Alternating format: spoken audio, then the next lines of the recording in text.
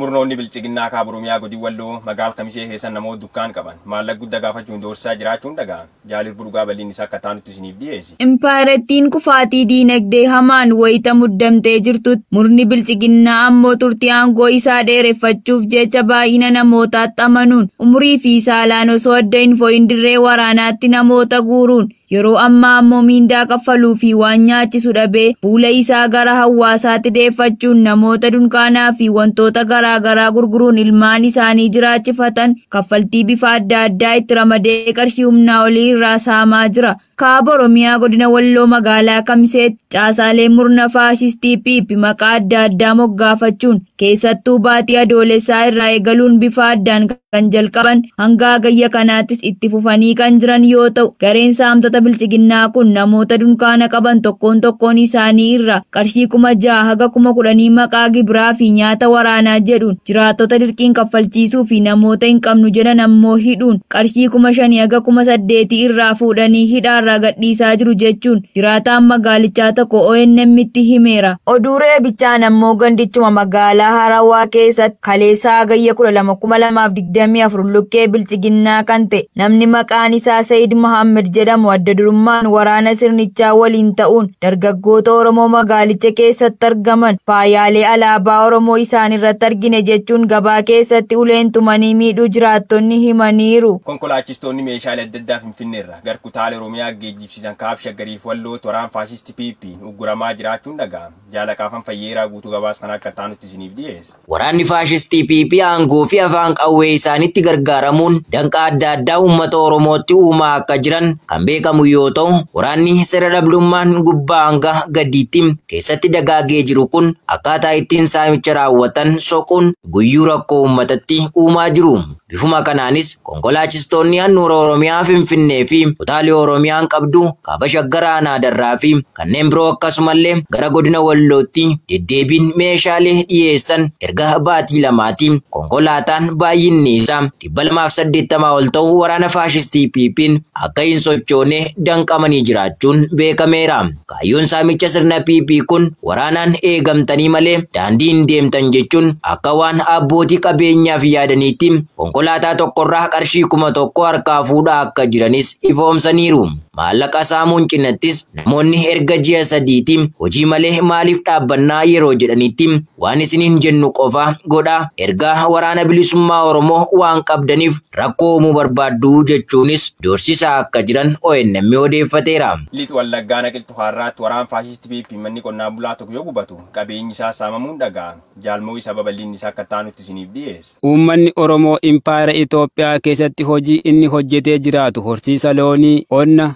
daldala, hojii harkaa adda addaa fi kanneen biroo hojjechuun maatii isaa kan jiraachifatu ta'uun kan beekamu yoo ta'u bara bulchiinsa sirna mootii irraa kaasee hanga abbaa irree piippii ammaatti haala rakkisaa keessa jiru. Haaluma kanaanis jiraattonni godina Lixa Wallaggaa aanaa Qilxuu Kaarraa rakkoo ulfaataa keessa jiraachuu isaanii gabaasaa akkuma turre waraanni sirnichaa maqaa sakattaa woboon bobbaan hawaasa nagaa mana irratti diiguu, saamuu, hidhuu fi ajjeesuu jabeessuun hagayya 11 bara 2024 aanaa Qilxuu Kaarraa ganda baafannoo qorraacheetti mana qotee bulaa tokko diiguun akka deeman beekameera. Qotee bulaan manni jalaa diigamuun saamichi irratti raawwate kun maqaan isaa obbo Tasfaayee Waaqjiraa kan jedhamu badii tokko malee mana isaa irratti diiganii maallaqa callaas jalaa saamuun maatii isaa bakkee irratti faca'uun rakkoof saaxilamanii jiraachuu arraanni biyyoolessa Oromiyaa odeeffateera. Bashaggaraana dugdaa keessatti maanguddoonni shayyoo hidhamanii namoonni leenjii fudhachaa jiran harka faca'an jaalbilisa sabaa akka taanutti isiniif dhiyeesse. Qabsoo uummanni Oromoo diddaa gabrummaatiif qeerroo fi qarree 5,000 ol ta'an kichuu itti gabbare fakkaattonni Oromoo paartii badhaadhinaa jedhuun of waaman bu'aa qabsichaa butuun akka waan dhugaa uummata Oromoo hin beekneetti hara dadhabbii dhalootaatti bishaan naquun uummata Oromoo gaaga'ama hamaa kaffalchiisaa jiru. Waraana naamusaa fi dandeettii waraanummaa hin qabne hawaasa keessa babbaasuun gidiraa barootaaf uummanni Oromoo argee hin beekne irratti raawwachiisaa kan jiru murni piippii godina Bashaggaraanaa dugdaa gandaa Faaqa Malee jedhamu keessa maanguddoota 5 hiraarsaa jiraachuun beekameera. Hagayya 8,2024 maanguddoota maqaan isaanii obbo Siidaa Idoo, obbo Bulii Beenyaa, obbo qabattee dabalee obbo Abuu Nagaasaa fi obbo Malkaa Bajigaa jedhaman hidhattoonni sirnichaa qabanii mana barumsaa gandaa hafaa qamalee mooraa godhatan keessatti guyyootaaf hidhanii gidirsaa akka jiran dubbatan. Bulchaa gandaa kan ta'e namni maqaan isaa Tolaa Boonsaa jedhamu waraana qabatee hawaasa keessa naanna'uun gosa kootu tuqame kanaaf gosa biraa hin dhiisu jechuun hawaasa gosaan walitti buusuuf dhaadachaaf iddoo horsiisaa jiraachuu jiraattonni ONM itti himaniiru. Aanichuma jalatti kan argaman gandoota jajjabaa fi waldaa hafaa qamalee keessatti Omsa jechuun uummanni 7 leenjii fudhachaa turan shira malee bu'aa hin qabu. Homaan barsiifne jechuun harka addanii gara qe'ee isaaniitti galanii jiraachuun barameera. Garuu deeskan biyya larraa argannee yoo dabar giinii wixinii mootummaa uummataaf taasifteen hooggantoonni marsa lam qofaaf akka filataman daangeesse jaalnimoona fayyisaa guutuu gabaasa kana akka taanutti isiniif dhiyeesse. Wixineen kun waggaan osoo hin xumuramin sagaleen akka kennamuuf filannoo fi gara bulchiinsa heera mootummaatti deebi'uuf karaan isaa jedhamee eegama. Wixineen heera mootummaa kun sirna mana maree lama kan mana maree biyyaalessaa fi seeneetii of keessaa qabaachuu yaada dhiyeessa. Akkasumas tarkaanfiiwwan tarkaanfataa heera mootummaa bara 2020 irraa fudhataman kan hammate yoo ta'u, adabbii du'aa fi qaama saala dubartoota muruu dhorkuu dabalateeti. Wixineen kun namni hidhame yookiin himatame kamiyyuu sababa hidhamuu isaa beeksifamuu qaba jechuun tumeera. Akkasumas pirezidaantummaaf daangaa cimaa marsaa lamaa kan kaa'u yoo ta'u, tokkoon isaanii waggaa 5 kan turu ta'uun ibsameera. Garuu sadarkaa Jeneraal Mahammadii Dumbooyaa kan bara 2021 fonqolchi mootummaa erga raawwatame booda biyyattii hoogganaa turan irratti bulchaajin jira. Chaartariin ce'umsa filannoo gara fuula duraatti pirezidaantii ta'uuf akka hin filamne kan ibsu yoo ta'u, wabiin kun wixinee heera mootummaa keessatti kan hin hammatamne. Kunis akka Jeneraal Mahammadii Dumbooyaa filannoof dhiyaachuuf hayyamamuu akka danda'u agarsiisa jechuun Afrikaa News gabaaseera. Akkam jirtu naguma? Naguma akkam isin? Miidiyaa Arraata Biyyoolessa Oromiyaa Arraati isiniif bilbilaatii jirra. Isin jiraata eessaati? Jiraata Aanaa Goorodoolaa ganda Addadeeti. Aanaan Goorodoolaa kun godina kami? Godina Gujii Bahaa jala. Ayyee jiraata godina Gujii Bahaa Aanaa Goorodoolaa. Mee rakkoon naannoo keessan akka jirutu himama. Rakkoon kun maali? Rakkooleen keessa jiranu mootummaan Abiy Ahmad kun as keessa deemee uummata nagaa maqaa shanee jedhuun dararaa jira.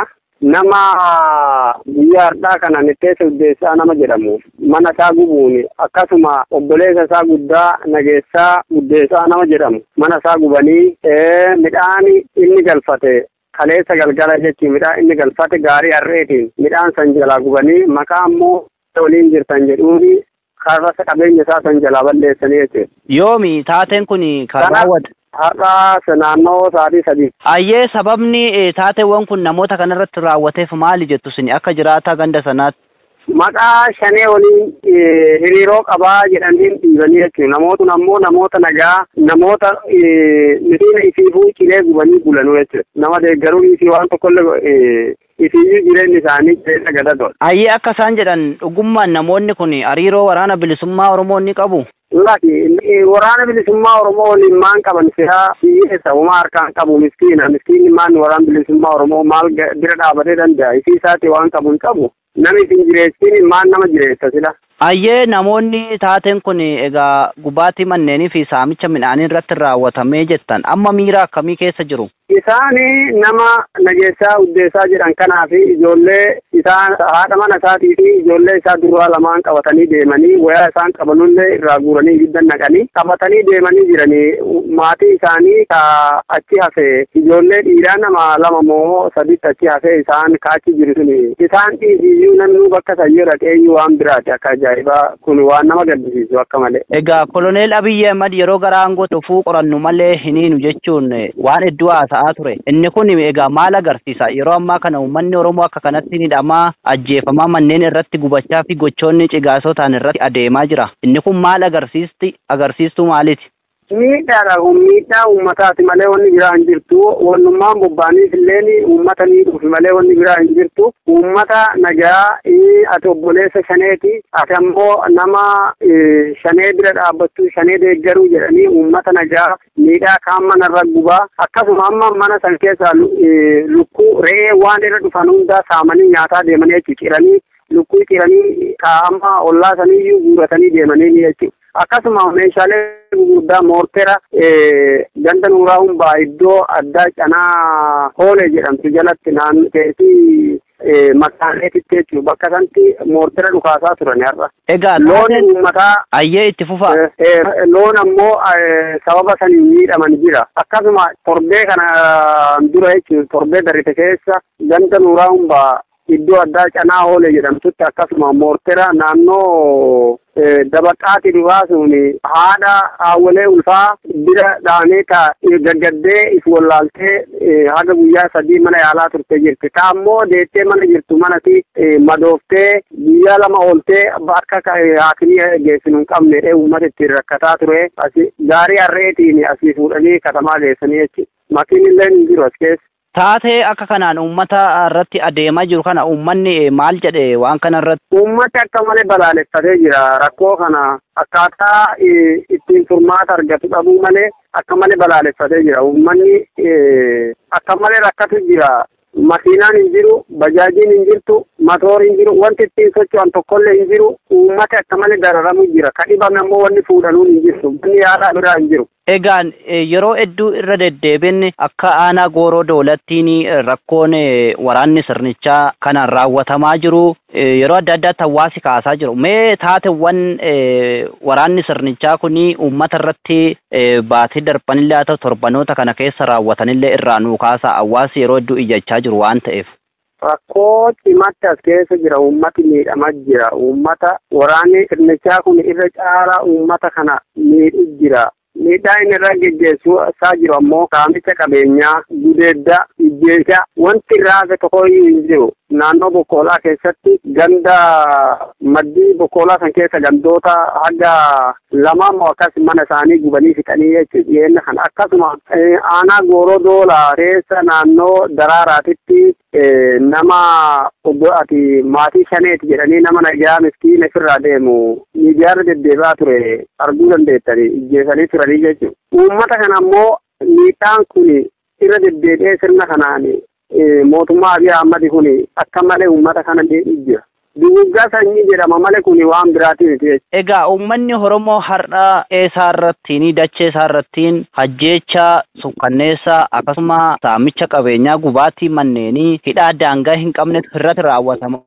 Mee uummanni Oromoo waan kana jalaa ba'uuf maal gochuutu isarraa eegama maal gochuus qaba jettu isin akka jiraatan? Uummanni kun yoo tokkoomee ifirraa tokkoomee afaan tokko dubbatee mootummaa Abiy kana yoo mormee abbaan du'e gara mormiitti seene malee falli isaa tokkollee hin jiru jedhan. Ayyee jiraataa godina Gujii ba'aa aanaa Gooroo Doolaa egaa akka aanaa sanaatti rakkoo uummanni haanicha keessa jiru dhiyaatanii karaarraa biyyoolessa Oromiyaa yaada keessan waan nu qooddaniif guddoo galatoomaa isiniin jenna.